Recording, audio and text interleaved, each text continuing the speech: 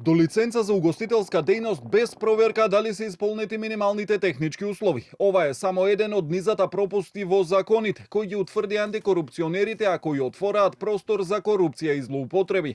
Постапката за упис во регистарот на угостителски објекти е само формална, без да биде проверена од надлежен орган, што според антикорупцијска е ризик кој може да има последици по здравјето и безбедноста на гостите. Неопходно е во законот да се предвиди обврска за доставување на писмена согласност од Државниот пазарен инспекторат или друг надлежен орган, со која ќе се потврди исполнетоста на минимално техничките услови пред уписот во регистар.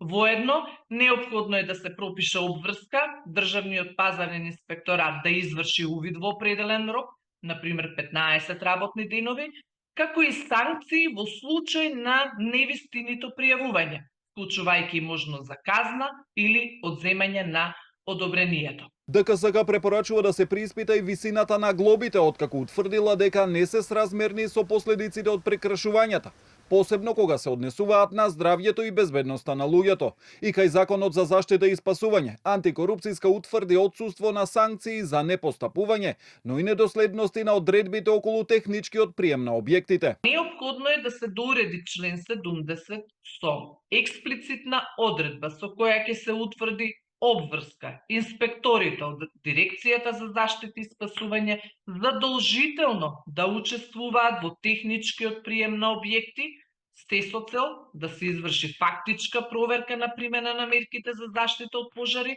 и да се потврди согласноста дадена во самата фаза на проектна документација. Анализата на законската регулатива е спроведена по сопствена иницијатива откако се случи трагедијата во Кочани во дискотеката Пулс, каде загинаа 61 лице. Регулаторни ризици се утврдени и во Законот за локална самоуправа и Законот за заштита од експлозивни материи. Сите забелешки и препораки ќе им бидат доставени на предлагачите на законите.